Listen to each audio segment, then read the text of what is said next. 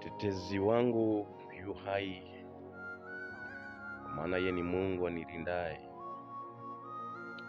Yeye ni Mungu anishikaye mkono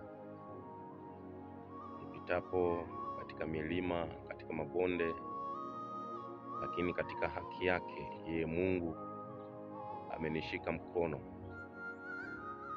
Hakika ndipo waliposema baba zetu kwamba mtegemeao Bwana ni kama mlima Sayuni usiotikisika.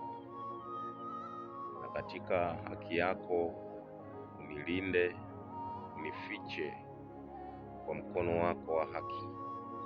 Kwa maana haya yote walisema baba zetu, kwa maana wao katika maisha yao walimtegemea Mungu, wakamkimbilia, naye Mungu akawalinda, akawashika mkono. Katika sura yako Mungu unifiche, unilinde, unishike mkono. Adui wajapoinuka, lakini Mungu katika haki yako unilinde, kwa maana wewe nimekukimbilia, nisiaibike milele. Kwa maana haya yote baba zetu walimkimbilia Mungu, wakamshika aliye mtakatifu, wakaamini Mungu ndo kila kitu katika maisha yao, na Mungu katika haki yake akawatunza, akawashika mkono, akawapigania.